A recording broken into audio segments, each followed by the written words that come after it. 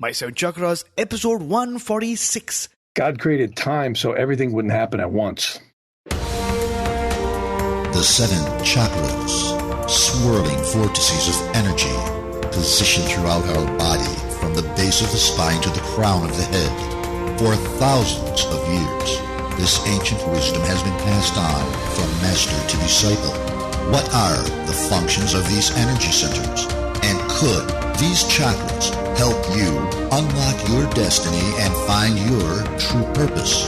Welcome to My Seven Chakras. And now, your host, Aditya Jai Kumar.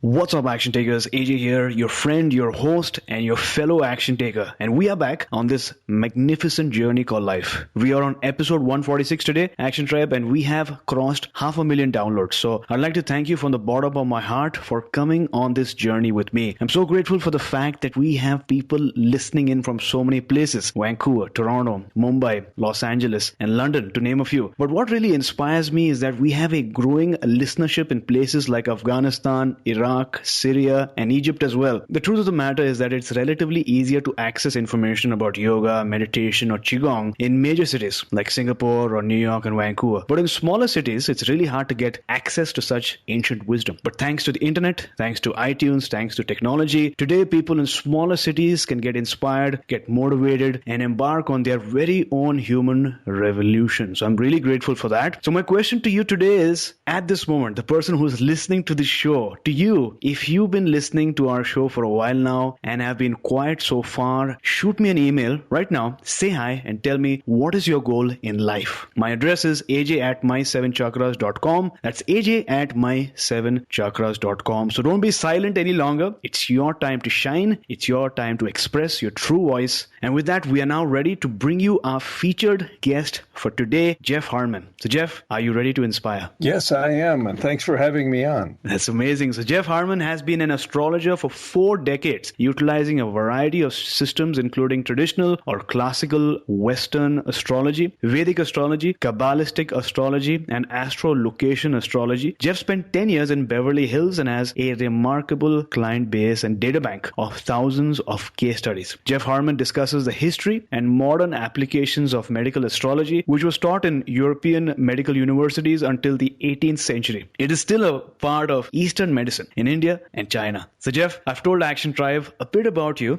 but take about a minute and tell us more about your amazing story. Well, my story actually started back in the 70s, and I owe much debt to my mother, because when I was very young, I used to see medical astrology, and this is in the 60s, sitting around on the table. My mother was a nurse. She started out as a practical nurse and then moved to an RN, and later she became a specialist in hemodialysis, which of course is for the kidneys. And what happened is I didn't think much of any of this because I really didn't understand it until the mid-70s. I was driving and then I was starting to date and I had girlfriends, and my mother began to peg my girlfriends so accurately. I said, "What are you doing?" I said, "This isn't mother's intuition. You must be doing something here." And she says, "Yes, I do their astrology." And she would get the astrology. And it was amazingly accurate. And I said, "Well, I want to learn this." And I was actually quite skeptical. And then the more I got it, because back in those days, I was very scientific. I was very into music and electronics and physics and acoustics and all that.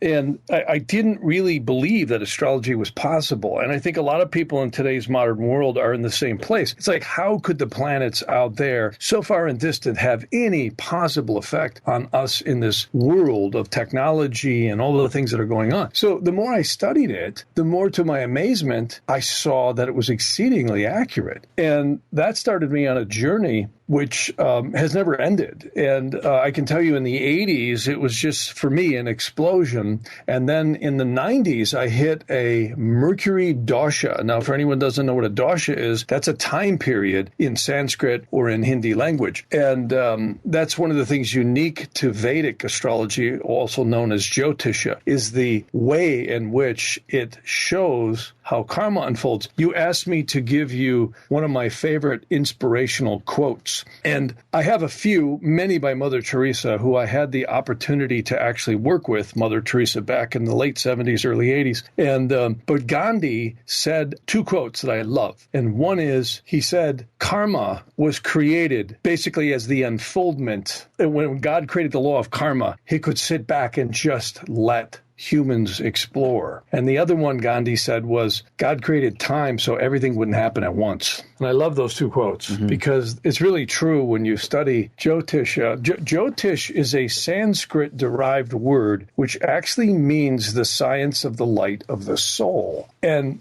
I was very attracted to some of the Vedantic philosophies that come from very ancient times in India and Tibet. And I think the reason why is the very fact that it was about the soul's journey.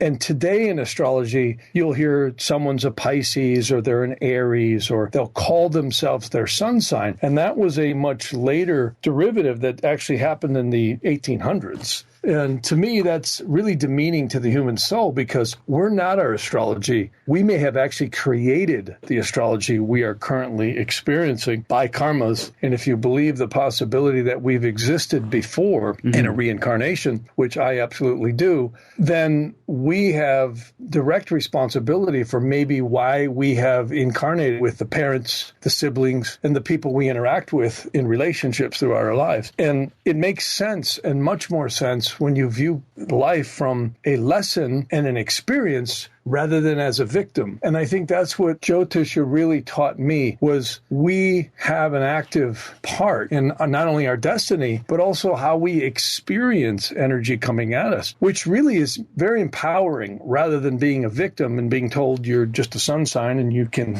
never be any more than that. You know, so rather than being fatalistic, it was really a conscious, expanding philosophical journey for me. And I think the interesting thing about astrology for me is I never pursued it.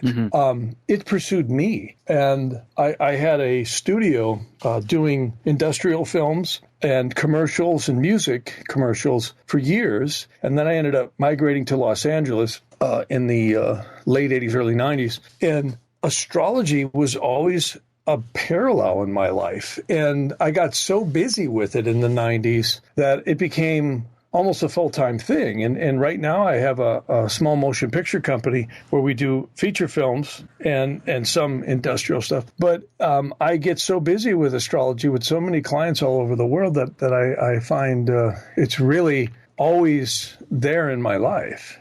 And I enjoy it because I help people. And that's, I think, what keeps me sticking with it is if it can help someone see direction in their life without drugs or, self-destructive measures that so many of us can fall into. And it gives people hope and direction. That to me is really exceedingly valuable. So firstly, I love the quote that you shared. God created time so everything wouldn't happen at once. There you go, Action Tribe. There's a present, there's a past, and then there's a future. That's right. So thanks a lot for sharing that. And with that, let's dive in. What is your definition of medical astrology? Medical astrology is a really interesting term because when you really analyze what it is, it's a diagnostic tool.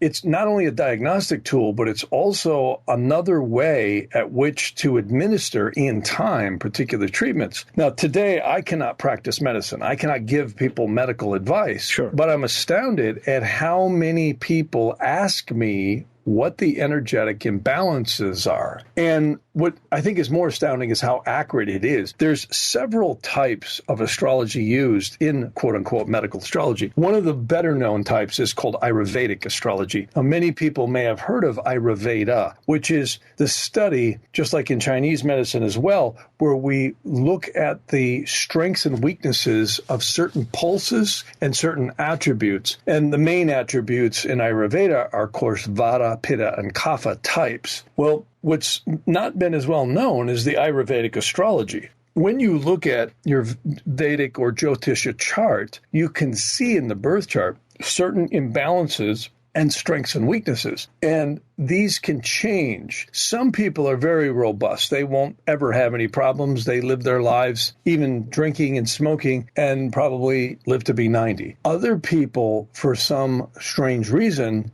who really live a very, regimented diet, they have a lot of problems. And this is very well shown in Jyotish astrology. So you have that type of astrology, which is basically what you came in with, the constitutional makeup of your energies. And I think that last word I just used, energies, is the key. Allopathic medicine, which is what is primarily used by Western scientific medicine, is the study of science, and it's very good. Allopathic doctors, of course, can analyze chemicals, they can look at lab test reports, they can look at MRIs today, amazing stuff. They can go into you, look with microscopes, dyes, and just fantastic science. But primarily, it's looking at what is. It's primarily focused on conditions that exist in the body at this time. And they certainly do look at causal effects. I mean, they're very smart in terms of what could be causing.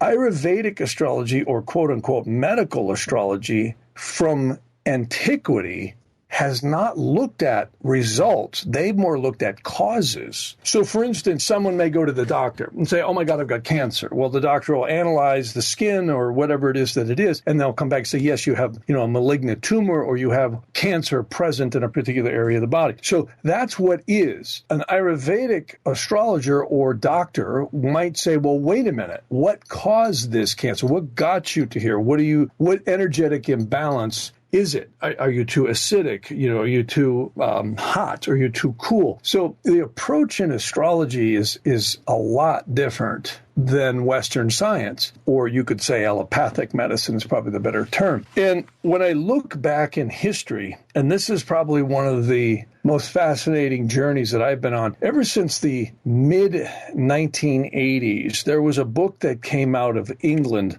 known to many people as William Lilly's Christian Astrology, and he was the last of the great court astrologers. When I say court, I'm talking when we had emperors and kings throughout the Middle Ages, all the way back to the great dynasties in Egypt, ancient Egypt, and of course the same thing in China and many of the Asian and Indian country areas.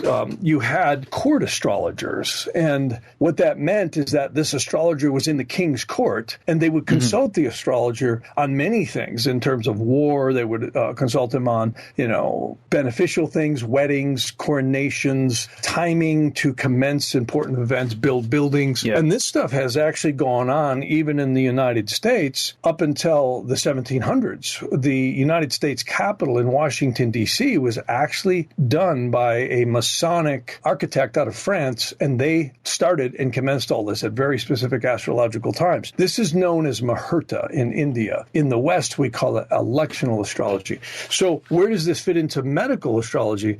Well, one of the most powerful types of astrology is divinational. Rather than looking at the birth chart, they would literally pose a question. Now, in India, that is referred to as prashna. Prashna, spelled with a P, is divinational. I'm sick. Why? They would come to the Ayurvedic astrologer or to a Vedantic priest, and they would say, what's wrong with me? I've been to the doctor. They don't know. And I get this all the time. In fact, I just had a couple of today where people are on medications. They're seeing a doctor, and I tell them, keep seeing the doctor. Many people become anti-doctor. I say, well, don't do that, because the science actually really has some wonderful benefits, and you can detect changes. So they asked me, why have I this severe muscle tension and chronic arthritis? And I said, the chart shows you're very acidic, and that's tightening the muscles. Now, how did I do that? By casting a chart upon the person's question. And that's called a prashna. In the West, we call it interrogation astrology. Some people call it the Latin term, which means horary astrology, which is a Latinized term for of the moment. So,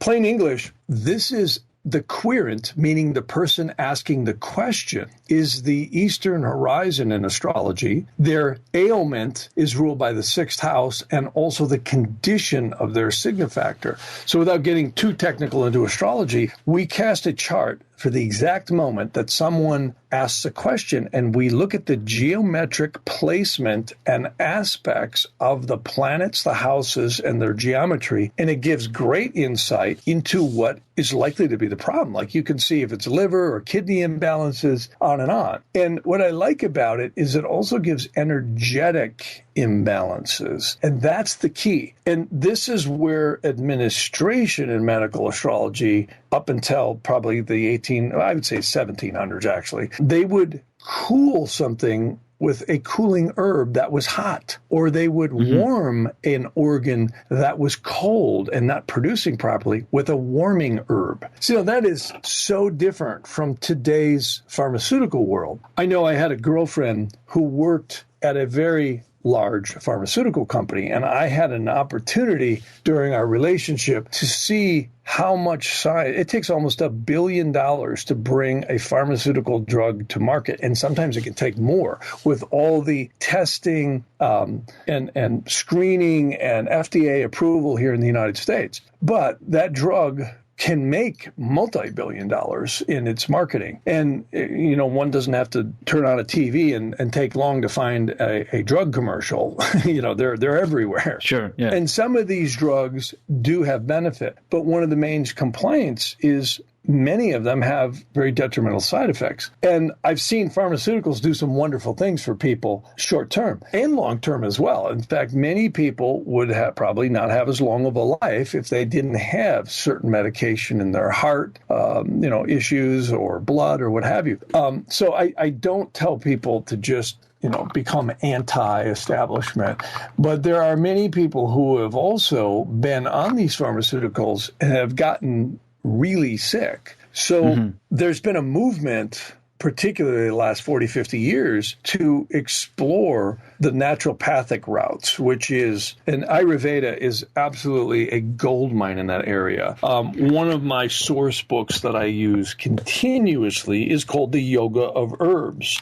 And of course, that book was published by a very, very well-known and very good Ayurvedic astrologer, which I have it right here in my hand. Very, very useful. And The Yoga of Herbs addresses how to correct. It was by David Frawley and Vasant Lad. So Dr. David Frawley, who studied much in India, very, very good. It's an Ayurvedic guide to herbal medicine. And I have to caution people, it's not a good idea in any way to combine herbs with pharmaceuticals. Pharmaceuticals are very powerful. They're very carefully designed with a lot of science in them, and you really can run great danger. If someone's on medication and listening to this program for the heart or the thyroid or what have you, it's really not advisable to start trying herbs while on a medication. You can literally have fatal results. And I always warn people, I cannot give you medical advice. And if they're going to try some of the suggestions that I might suggest, I advise them not to do that unless they check with their doctor, their pharmacist, or go get a naturopathic doctor. Naturopathic doctors are usually MDs or specialists who have kind of migrated out of allopathy and then moved into. But these are licensed, trained professionals who know the ins and outs of extracting someone off a pharmaceutical and putting them on an herbal regimen, which is, there are some people who really are delicate. And I always, when I see that in any case, I always like to mention that because herbs are amazing. They can really help people long-term without the side effects of pharmaceuticals. The problem is some people have certain conditions that they may require pharmaceuticals, and it's not advisable to be experimenting or at the very, I think the most dangerous thing is combining them. So I had one client, a very sad story. She had a daughter, very young, 19 years old, went into an emergency room, was on a strong sedative, and the doctor didn't check and prescribed her another very strong pain reliever, and it killed her. And, pharmaceuticals on top of other pharmaceuticals can be lethal. The same thing can happen with herbs. But with that aside, I think Ayurvedic astrology, as well as the Western track of interrogation astrology, is amazing because I've seen it identify at least areas that people can then go discuss with a doctor and take it up. Reflexology is probably one of my favorite techniques, along with Qigong is wonderful. Also, Chinese acupuncture is absolutely amazing. It can open up and unblock meridians. It can open up certain organ flows that is unexplainable by Western allopathic medicine. I myself got into reflexology years ago. I had a cyst that was going to be removed by a doctor, and I said, well, wait a minute, I'm going to try and get rid of this. And I did. I completely got rid of it by opening up the meridians, and that was 35 years ago, or about 32 years ago. And amazing. I've had motorcycle injuries and horse riding injuries from horseback riding and snowmobiles, etc. And I have really improved the condition, maybe not completely eliminated it, but drastically improved it by using reflexology and breaking up crystals, and also herbs too. So love that you spoke about Ayurvedic astrology and the fact that when you look at a Jyotish chart, you can see the pulses and attributes of that very person, which really tells us the constitutional makeup of that person's energy. You spoke about the difference in approach between what is and the root cause of why it is, and the importance of asking a prashna, or the importance of asking that question based on which, the astrologer can really diagnose and provide a solution to the challenge that the person is facing. Now, as an astrologer, and you spoke about this a bit, but does the position and distance of a planet or planets really affect us? I would say not the distance. What's interesting about astrology, it's an enigma for Western science to analyze it. I think one of the most telling documents is the Upanishads, and also in the Kabbalah. There is, if anyone's ever heard of the Tatrayaka Upanishad, there is some very specific information in there. And I always laugh at the modern astronomers. Modern astronomers laugh at astrology because they say, well, wait a minute, the zodiac does not line up at all with the constellations. Well, they're exactly right. Jyotish astrology doesn't even use the same zodiac as Western astrologers. It uses something called a sidereal zodiac. See, and this is fascinating stuff because the ancients are always ridiculed as being, barbaric and bloodletting and all that. And I laugh and I say, well, the Royal Observatory in Britain had done a study on the ephemeruses. Now in India, they call it a panchanga, which means it's literally the positions of the planets. They looked at how accurate were ancient astronomers, which, by the way, prior to the 1800s, an astronomer was an astrologer. In fact, that's been very hidden in Western history, where they say, basically Galileo and many of the more westernized, famous astronomers were astrologers. They were one and the same. Astrology and astronomy were one. They weren't separated until the Darwinism came in the modern era of the 17th and 18th century, particularly the 18th. But in the Upanishads, it mentions the 5 layers of the aura. You first have the physical body. Then you have what they call an etheric double. Now, the etheric double is called something different by many people, but essentially it's the next body we go to when we transit this life known as death. And I always say, there's an old saying, funerals are for the living. Not that we shouldn't honor the dead and bless them, but really the mourning is more for the living, because I don't believe anyone dies. There's overwhelming evidence in many areas of psychology, psychiatry, or parapsychology, I should say, that,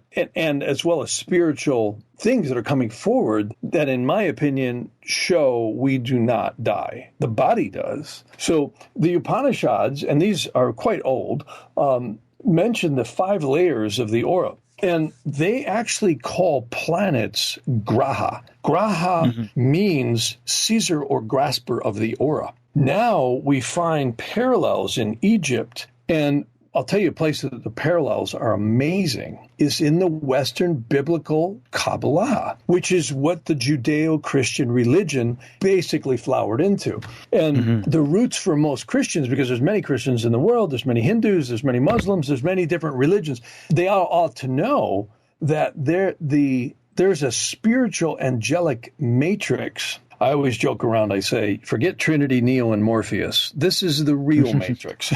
Because even though it was a wonderful series, I think where it fell short was it was just this mechanical, computer. Where when you look at the profound spiritual documents that exist in the Gita, that exist in the Western Bible, it's breathtaking how much information has been lost. There was a study done that's actually called The Vedanta and the Torah, done by some professors. I have the book here. And they drew parallels to some of the profound spiritual truths that are exactly the same in ancient India and Tibet and Asia to the Western Kabbalistic Judeo-Christian biblical roots. And when we talk about the 5 layers of the aura, in the Tatrayaka Upanishad, there's a parallel precisely to that in something called the Shar HaGilgam, which in Hebrew means the gates of reincarnation. Because Shar means gates and HaGilgam means the recycling of the souls. Well, where am I going with all this? When you look at astrology and how do the planets affect us, it's an interactive spiritual matrix consciousness that literally is working through spiritual forces known in the West as angels. And of course, in India, we call them deities. But angels, spirits, and intelligences, there's an ancient legend that says every human being, doesn't matter what your race, doesn't matter what your color, how short, how tall, how skinny, how fat, doesn't matter. The guardian angel attaches the soul, silver cord, to the embryo at conception. Now, whatever period, and it's probably safe to say most people came out of their mom's womb, not out of a test tube, right? The amount of time we stay in the mother's womb, which is for most human beings approximately 9 months. At that time, when you exit the womb, whether it's natural birth or through C-section, the guardian angel ties the soul to the body at first breath. And they make a mark that we all have between our nose and our upper lip. And that's to make us forget so that we don't know where we came from. Now, some intuitives and psychics can see it. Some people know they have deja vus. But for the most part, we are experiencing time. And they say God only gives us really one completely free will choice. And that is whether we choose good or evil in response to the experiences that we have. And at the time of exit of the body, that's when the rejoining of that knowledge comes back again. So there's something very sacred about incarnations, and I think that's what astrology is. I think it is karmas being played out. I really do. I don't think people are born with wonderful lives, challenging lives, horrible lives, deformities, ingeniousness for just happenstance. I don't think God's sitting in the sky saying, let's make this one short, this one tall, this one smart, this one stupid, and this one fat, and this one skinny, and this one have a bad life, and this one have a good life. Because when I studied Jyotish astrology years and years ago, starting it, and I still study it, because I'm always humbled by how complex it is. There are angels that rule every single degree in your chart, and everybody's is different. It's quite astounding. And the deeper you get, the more you realize you don't know. It blows my mind. You can see how the parents were to you. You can see how your siblings were. And that's one of the things I do to question people in readings. I always say, well, I'll bet your parent was this way, the father and the mother was this way. And if they don't respond correctly, I then raise an eyebrow and I go, well, maybe I don't have the right birth time here. Maybe their birth time's off. And that's a really telling thing because usually it's right on. And the doshas, which is the time change throughout your life, which you can never be in the same place twice, is profound. I have witnessed it on my own life it's almost like you have psychic karmic chains on you in certain periods, and other times they fly off and things just move forward. And that's the value of astrology. And it also relates to medical astrology, because I've seen people who have had severe transits. Like in India, there's a technique called Sarisate, which is Saturn's transit of the moon. Nadi astrology, which is, I believe, much more advanced than even Jyotisha, is the root of Jyotisha. You probably have heard of the Nadi palm leaves, right? No,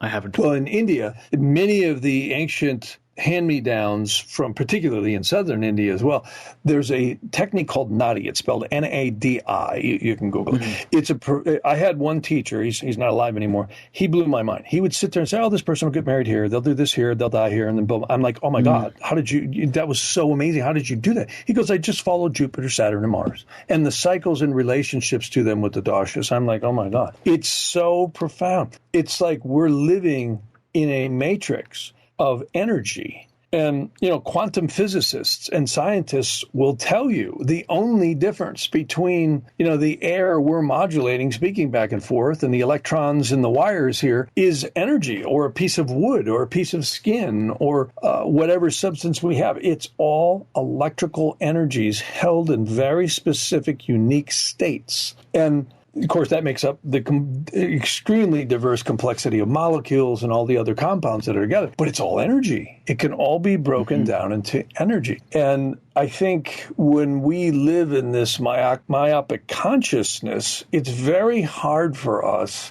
to come out of that. And it takes people like Gandhi and Mother Teresa and so many other wonderful people. In the Christian things, the whole, all of the great saints and prophets had said virtually the same thing, that this world is a temporary existence and nothing that you amass here, other than your consciousness, will you take with you. The richest people in the world. In fact, the Egyptians tried this. They stuffed it all in the tombs, and it was still there when they checked hundreds and even thousands of years later. So, the thing we really take with us is our conscious self-awareness. And I believe that's what causes medical imbalances, too, is karma's dissipating out at various times in the life. And it's interesting because there's certain spiritual techniques very unique to Vedic astrology called remedial measures, gemstones. I prescribe gemstones for people that are profound. And I used to be a skeptic of gems, and I have found totally natural, untreated, not lab-grown gems set at good astrological times have helped people. I had one doctor in West Hollywood. He was from India. And he called me up and he said, Jeff, he says, my father's in ICU. I said, okay. He says, what can we do? He says, I'm monitoring him. This was the first scientific proof I really had. We put specific, and that's what I love about Vedic planetary gemology, is there are certain stones you do want to wear and there's certain ones you don't. Because if you wear them, it can actually have a detrimental effect on your aura. And throughout history, kings and queens and emperors have always prized gemstones. They knew that they had an occult power. And I'm here to tell you, my opinion is they really, really do. I wear many stones of a certain type, and I abstain and avoid others that are not right for me, and everyone is different.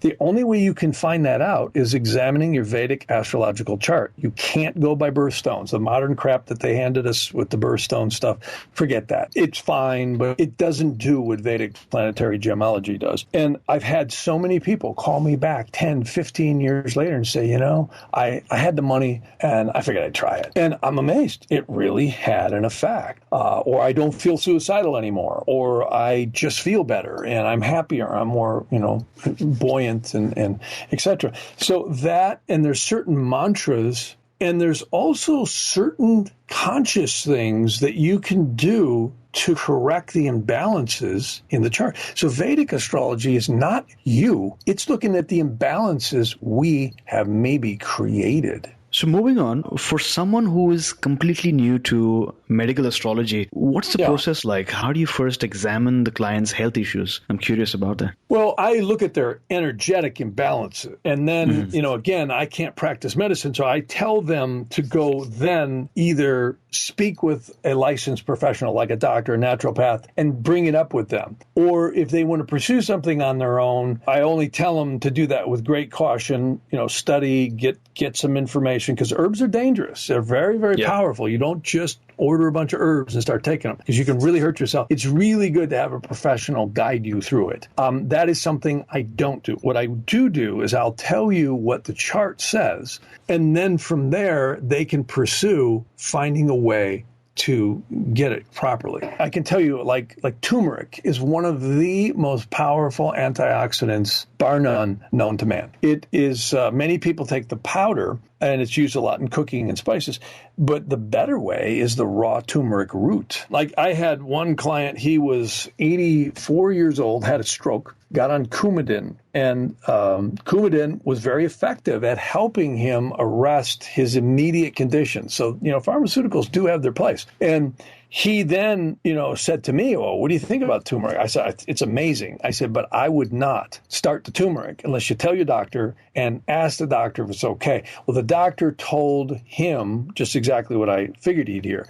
Don't combine the turmeric with the Coumadin because you can cause a lot of trouble. Mm-hmm. So the doctor said, if you're going to do it, stop taking the Coumadin, which he did. And I said, keep seeing the doctor because the doctor is going to do the blood tests and monitor the cholesterols and all the other blood, parameters that are very critical. And that's what he did. And about 6 months later, the doctor said, my God, he said, that Coumadin is really working. He said, well, I got to tell you, he says, I stopped 6 months ago and I have been on nothing but turmeric. And the doctor says, well, your blood work is right on. He says, it's perfect. He says, you're like a 50-year-old. And I thought that was really interesting. And see, that's where it is important for people, if you're going to use the medical advice that astrology gives you, which is really, I got to be careful of that because it's really not medical advice. It's the energetic read that you get from the imbalances. You still need to be careful at how you pursue correcting that. And you need to have someone who is proficient in dosages and administration of herbs, because there's many ways. You can take it as a decoction, which is, of course, like a tea, or you can take it as a pill capped up in capsules. There are some people who do some very sophisticated,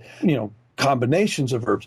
And again, a naturopathic doctor is clearly a better and safer route to go, especially, again, I've had a lot of clients as pharmacists, and they've complained about the dangers of pharmaceuticals. Because, how often do you hear, even with the rigorous testing that goes on, a drug like Daravan that's been around since, the 60s, I remember when that came out, and now we're hearing lawsuits for it. Sure.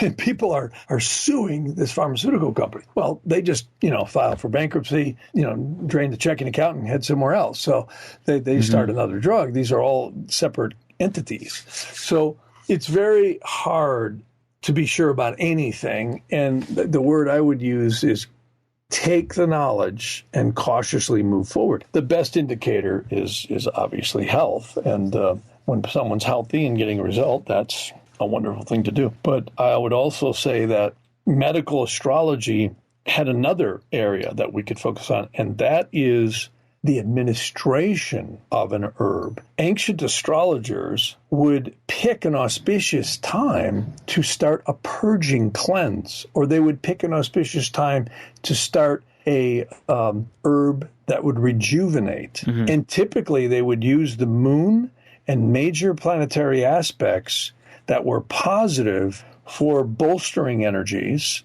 And if they were purging, they would oftentimes use hard aspects. So I have a great body of medical astrology here.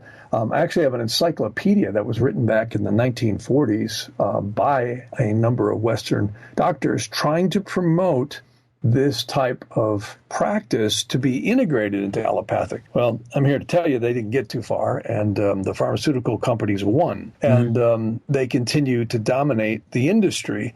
And, with that being said, there's also a lot of really good things that, if we didn't have antibiotics, if we didn't have many of the medical pharmaceuticals, there'd be a lot more dead people, and longevity would probably not be as good. So, and it's going to keep getting more and more advanced. And the interesting thing I've heard is much of the pharmaceutical research stems from ancient apothecary or herbal medicine. Not all of it, but a lot of it. And, it's gotten more and more scientific. And It's going to continue to do so. I think we'll see a day when the knowledge of medicine is going to be quite fantastic, especially when we get further and further into new technologies, lasers and micro technologies that are going to do things that are, and chemistry too. It's absolutely amazing what is done. The finest chemistry in the world, in my opinion, is plants. It's said in many sacred documents, there is a plant to cure almost any ailment. Thanks a lot for sharing your insights and the stories that you've shared so far. Based on what you've shared, if you had to tell one of your students or maybe one of our listeners who's yearning to learn more about astrology to go out in the world and take one action, what would that one action be? Well, you want to get reliable materials. There's a lot of materials. I have hundreds and hundreds of books on astrology. Some of them are okay, but I find there's certain ancient texts that are very obscure, and you need to have a teacher with them.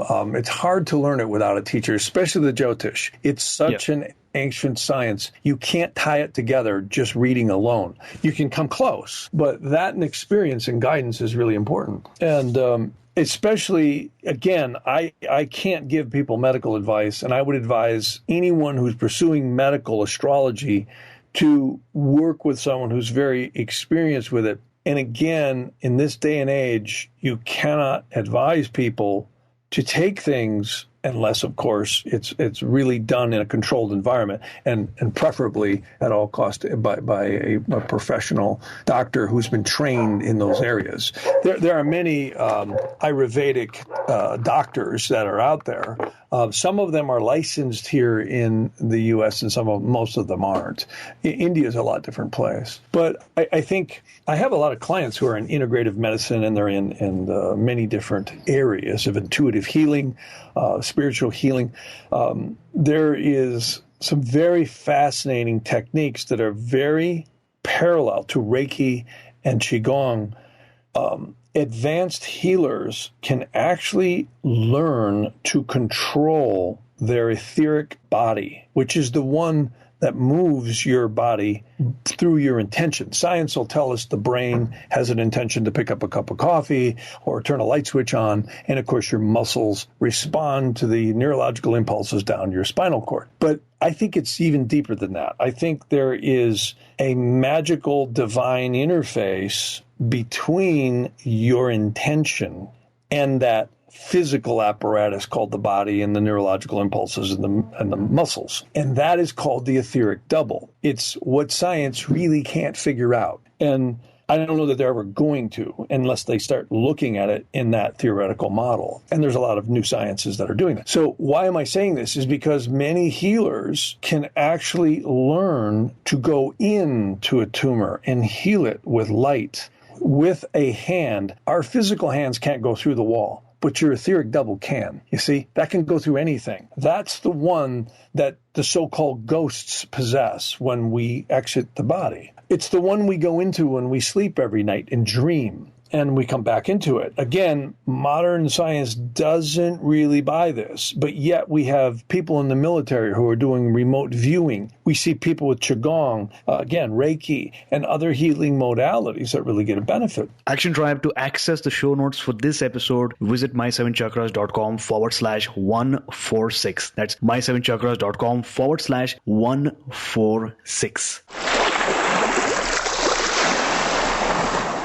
The season of failure is the best time for sowing the seeds of success. This is a quote by Paramhansa Yogananda. Action Tribe, don't let an obstacle, a challenge, or a failure stop you permanently. Instead, if you feel things are in a standstill, use the time to take action and build the momentum towards success. No matter how small the action is, these small steps will in time manifest into humongous results, but only if you notice them and take action. So remember, failure is the best time for sowing the seeds of success. And with that, Jeff, take us back to a time when you faced a major challenge. What was your initial reaction like, and how did you overcome that challenge altogether? One of the major ones was when my mother passed away back in 1988. And that happened precisely on an astrological aspect known as a Saturn return. And most people, I have many clients, they always have some type of major karmic event that happens on these strong, powerful astrological aspects. And that really helped me to view her passing in a much more spiritual sense. And I had her to thank also to introducing me to this really amazing and intriguing science, because astrology really is a science when you look at it with the ancient techniques. It's astronomy scientifically applied is really what it is, and in a much different light. My wife just recently, I had warned her. I said, you have Saturn conjuncting the sun. Now, what that means is Saturn is aligning in a 0-degree aspect to her sun.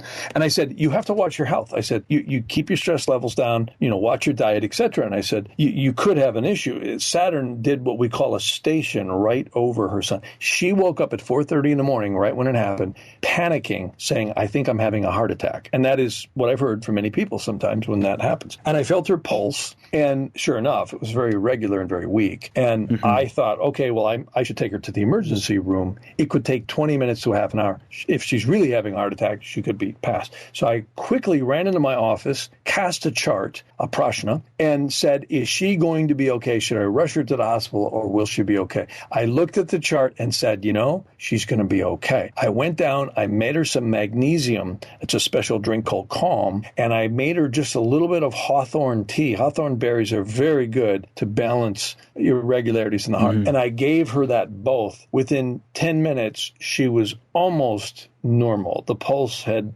really stabilized. And I don't think I could have gotten her to the hospital in 10 minutes from where we live. And I don't know that we'd have had a response that quick. So again, I wouldn't replace astrology for medicine, but I would say it's a great adjunct. It's another way to look at energetic imbalances. Again, medicine has brought us some wonderful, wonderful things, and you can't beat Western medicine in trauma. I mean, when you get in a car accident or things like that, it's absolutely astounding what they can do for people. It's the chronic things that sometimes can't be answered through testing and MRIs that sometimes you can get some really wonderful insights. And in her case, that challenge was really a wonderful thing to fall back on, because I would have taken her to the hospital had it gotten much more severe. And it's a wonderful, interesting, and fascinating ancient science. Love that. So as you look back at life, in just one sentence, what is that one major life lesson that you'd like to impart to our listeners today? That the world is a divine, spiritual, vibrating experience. Wow, that's amazing. It's like the Gaia prophecy. Yeah, absolutely. There are angels around us we can't see or touch. They say there's an angel over every living thing. And I absolutely believe that's true. Now, we can't see them, we can't touch them, can't feel them, but they're there. You find somebody, or take any of these computers that we all rely so heavily upon now, have them come up with an idea. They can't. Artificial intelligence can't come up with an idea. It can be programmed with a multitude of choices and ideas that someone else had, but it's not going to come up with one on its own. Human consciousness is one of the, and so are animals, some of the most sacred and magical things in this universe. Never be replaced. Can't be replaced. Love that. So thanks a lot for sharing your story. I'm going to restate the main points that you shared so that this message can sink deep inside. You mentioned that your mother passed away in 1988 during a Saturn return. For me, I had the Saturn return, yeah. You had the Saturn return, and that perspective, that experience helped you look at that situation in a different way. Later on, you had warned your wife about a Saturn conjuncting the sun. That morning, she woke up and she felt like she was having a heart attack, as you mentioned. And it was a really difficult situation, as anyone might imagine. You cast a chart, you asked the prashna, and the chart told you that she'll be okay. You made her some hawthorn tea and the magnesium concoction that you spoke about. Due to the experience, due to your ancient wisdom, due to the study that you've conducted over so many years, and due to your belief in the universe, it worked. Your wife was okay. And it sends our listeners a signal that even though so many years have passed since people first developed these wondrous techniques of astrology and medical astrology, not just in one country, not just in a country like India, but also in China, in the West, in ancient Egypt. It's about time that we sort of look back, read the right books, consult with the right experts, and learn more about how we can improve our lives. So thanks a lot for sharing those stories. And Action Tribe, remember one thing, that as you head out in life, you will need help, you'll need the support and wisdom of so many people around you. So don't be afraid to ask. You will need the awareness, the perspective and knowledge of those who have long gone bound by. So don't be afraid to read the right books. And there'll be moments when you doubt yourself, when you feel like an imposter. When your mind will tell you that you weren't made for such a life because failure is certain. At such a moment, remember the powerful words of Dr. Robert Schuller, who asked, "What would you do if you knew you would not fail?" So Jeff, I have to ask you, what is your life's calling as on today? Well, again, I find I enjoy doing this astrology work because it helps people, and not just in medical astrology. I do a lot of readings for people. I have a lot of business people where I prescribe gems. They say their performance is better, and letting people know their cycles. Also, compatibility in relationships is amazing. Usually when I do a reading, today, readings have changed so much because of technology and the internet. I literally have clients all over the world. I log them into my computer. They sit in the comfort of their own home, and they can actually screen record and make a movie where I show them their location maps, the timing and the cycles and their charts. And it's all recorded on MP3. And they can, if they have a Macintosh, they can record it right on QuickTime. If they have a PC, they can get a program that records the screen. And it's amazing because they literally are making a movie of them. And I mean, it's amazing. I have people sitting, all over the place, in Europe, in Asia, in Australia, South America, Canada, you name it. And they log right into, just like you're sitting where? In British Columbia right now, right? I'm in Los Angeles, in Malibu area, and we're as clear as a bell. Instantaneous communication. So the internet has allowed astrology to really be communicated much more simply and effectively, because I have a lot of people who don't know much other than their sun sign. And I have a very visual presentation that helps them understand many things about their energies and cycles and timing. And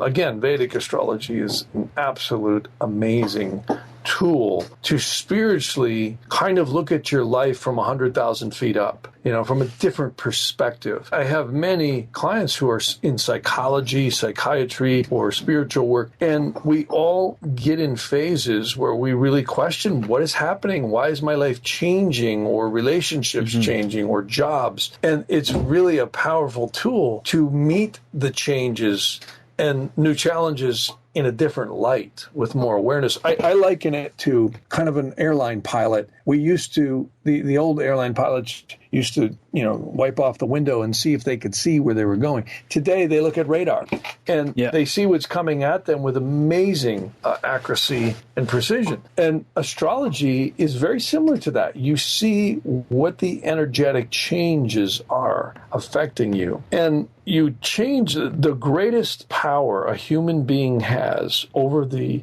world is their reaction to it. You may not be able to change what happens, but you can certainly change your reaction to it. That is so powerful. That's what they teach you in martial arts. That's what they teach you in many wonderful business techniques, is how do you react to adverse conditions? And like you were saying earlier, sometimes failure really is success turned inside out. And this is the whole premise. Many people know about the law of attraction. That's been a buzzword now for 20 years, and a very good one, I might add. But I would more appropriately call it the law of resonance, because we attract what we resonate. More importantly, we attract what we believe. In Vedic astrology or in Vedanta, they have something called samskaras. Samskaras are literally thought form elementals that we all project all the time, unknowingly. This is why when we walk in a room, we can feel someone who's receptive to us, not just by body language, not just by the way they look and act and dress, but we feel energies. We're all very intuitive. And if we've been taught not to pay attention to that. We've all been, pushed on externals and logic. But if we entrust our intuitive body and our intuitive mind, we feel things. And what we're feeling is the projection of that etheric energy known as thought forms. And again, this is Dr. Emoto, who was probably, as you know, he passed away just recently. I had an opportunity to see him in Tucson, Arizona. Amazing man. He gave scientific proof to what all the saints, the prophets, the avatars, the rishis, you name it, and the yogis have said from time immemorial. Thoughts are literally things. He proved it in all his photographic work. He showed positive sacred thoughts come out looking like positive sacred geometry. Negative thoughts come out looking like gobbledygook, or anger, fear, worry, hatred. And what's fascinating is to bring this even on a much higher scale. The scientists are all saying something really intelligent's happening in the universe that's creating matter. The quantum physicists and string theory and advanced new sciences are saying something's bolting this all together in exceedingly intelligent ways. Well, in the ancient Upanishads and in many texts, particularly, there's one called the Sefer HaSitzim, which is a strange word in Hebrew. Sefer means book. HaSitzim means the restriction of God's light or light. And it talks about, and this is, when you get into numerology, astrology will blow your hair back. The moon in Vedic astrology is a very important issue. There are 27 nakshatras known as lunar mansions. Mm-hmm. Well, there's 4 divisions. Now, many people who do yoga, who do Ayurveda, they are familiar with what a japa mala bead string is. There's 108 beads on there. Do you know that the Earth orbits the moon 108 times in 9 years? What's 108? 9. Mm-hmm. There are 27 lunar mansions with 4 divisions. What's 4 times 27? 9. It's 108. See, which is 9. Mm-hmm. And to take it even further, the highest group of angels in the ancient biblical texts are known as the seraphims in the West. Mm-hmm. There's the seraphims, the cherubims, and the thrones. They are supposedly to surround, and I believe they do, surround the throne of God. They chant the permutations of reality 10,800 times per hour. What's 10,000 plus 800? It's 8. It reduces down to 9, to 9. So 9 is a really sacred number. It means spiritual completion on the physical plane. This is why people chant mantras. They will do sacred things in variations of 9. 7 is also another. The numerology is absolutely astounding. There's 9 planets used in Jyotish astrology. Mm-hmm. The Saturn in, and then the moon's north and south node, known as Rahu and Ketu. That's 9. So the numerology, again, I say, forget Trinity, Neo, and Morpheus, even though they were wonderful actors and the script was great. This is the real soul matrix. We are here interacting with our own created karmic energies that I believe we had a play in. And we're also interacting with other souls through experience. Everyone on this planet has had a time in their life when they said, oh, I felt the deja vu. I know I'd been here before, or I knew this person before, but I never met him. These oftentimes are very, like peaks up over the top of the wall. Or if you like The Wizard of Oz, you look behind the curtain and you see that there's something else much deeper than what we see here in reality. We see only with the 3-dimensional 5 sense precepts. Once we get past that, we're really lost. Even science can't speak in any terminology for the most part other than a 3-dimensional 5 sense construct. Even when they talk about multiple dimensions in quantum physics, it's still couched in 3-dimensional 5 sense terminology, because that's how we work. Mm-hmm. We ain't smart enough to figure creation out. And that's why all of your prophets and saints and rishis, they talked about the angels communicated this information to them. And it's not a theory, it's a fact. In Vedic astrology, you want to tell me how they knew that not only did our solar system exist, they knew that our solar system went on a 26,000-year journey around a central sun. They knew that binary star system went around a galactic cycle 250 million years. There's no way they could have figured out all the stuff they did by sitting on top of camels in mountains watching stars. Not a chance. Can't happen. Mm-hmm. You see, it's divine. It's been communicated. Some people will say they're extraterrestrial, but I think it's more divine than that, even though I think there is extraterrestrials. They're mentioned in the Torah and they're mentioned in the Gita and many other documents. Well, thanks a lot for sharing those amazing insights. I'm sure that I could have a conversation with you for hours and hours and learn so many different and new and exciting and amazing things about life, about spirituality, and about the history of man on Earth and beyond. Where we have arrived at the last round for today, a rapid fire round called the Wisdom Round.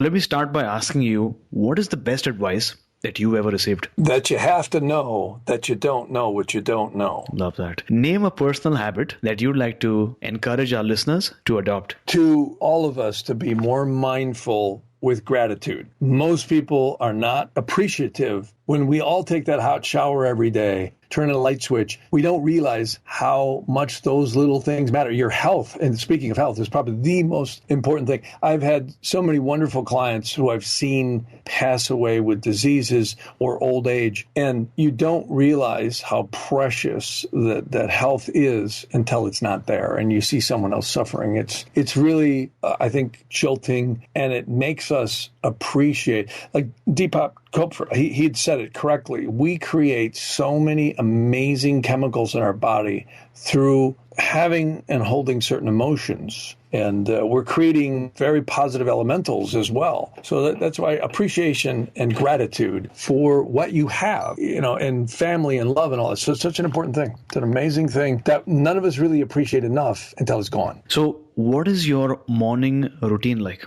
Well, it really varies. I now have a son who's in high school, so usually I get up pretty early to help him on his way, and I'm usually quite busy in that area. There's certain meditations I like to do before I go to bed, and I often do those then rather than like I used to do early in the morning, just because he's now in school and it's easier to get done. So name an inspiring book that you'd like to recommend for our listeners. Well, I have a number of them, but I think The Divine Life is certainly one that I like, which is a wonderful book and text. I really appreciate many of the sacred texts in Vedanta, the Upanishads, and again, that book that I had mentioned before, it's called Veda and Torah, Transcending the Textuality of Scripture, is a really amazing book. It's by Barbara Holdridge. There's many that I like. I really appreciate. I have become very enamored with certain ancient texts in the Rig Veda. Also, I mentioned the Sharha Gilgam is very, very amazing. Another guy that I like an awful lot, because he parallels many of these things, is a man named Daskalos, who now isn't in the body anymore, but many people know him. He was in Cyprus, known as the Magus of Strovolos. He was a par excellence healer. He would never take anything for it. He promoted consciousness and awareness in all religions, and he was an amazing guy. He wrote a book called The Esoteric Practices, which actually teaches people how to do healings on themselves and others, and more importantly, to dissipate karmic negative energies in the aura and replace them with better ones, which is what the attempt of most religions originally, I believe, was to try and better. And some of the religions have slipped from that original practice. Some of them haven't. Well, thanks a lot for sharing. Action Tribe, to access today's show notes, visit my7chakras.com/146. That's my7chakras.com/146. So Jeff, thank you so much for joining us today and sharing your wisdom with us and inspiring us to take some more action, to go learn some more about astrology, read books, and also to consult with experts and Jyotishis like you mentioned. Before we go, tell us one thing that you are really grateful for, and tell us the best way we can find you online. Oh, I'm grateful for a lot of things. Again, I'm grateful to be able to help people with astrology, and I'm really grateful for my family. I've got a really wonderful wife and child, and that to me was one of the most magical things that's ever happened to me by far. And how people can get a hold of me is jeff@jeffharman.com. That's JEFF at Jeff Harman. That's with an A-N, not an O-N, HARMAN.com. So it's just my name, Jeff@jeffharman.com. And my wife actually works with me, and I'm very grateful for her as well, because she's wonderful at helping me with clients. I call her the gatekeeper because she really can deal with people in a very congenial and knowledgeable way. And I'm very blessed to have all these clients that constantly work with me. And it's really refreshing to get a letter or a response back from someone years later that they got direction through this science. And a lot of people like to credit me, and I say, well, I really am just a messenger. I'm just reading the energies, and I'm very fortunate to be able to do so. So it's a divine science. It really is. It's not predicting the future, as some people criticize. It's really looking at energetic unfoldment of energies in what we call time. So there you go, Action Tribe. If you want to learn more, then you definitely have to check out Jeff jeffharman.com. Visit the website. We'll have that in the show notes. If you want to reach out to Jeff directly, if you have a message, if you want to thank him for sharing his wisdom, or if you have a question, then jeff@jeffharman.com, jeff@jeffharman, harman.com. You can send him an email and take action. So Jeff, thank you so much for coming on our show, reminding us about the power of astrology and taking us one step closer to a human revolution. All right. Well, AJ, thanks for having me on. It was very enjoyable. You were listening to My Seven Chakras. Go to mysevenchakras.com. Download your free gift, get inspired, and take action. Transform your life today.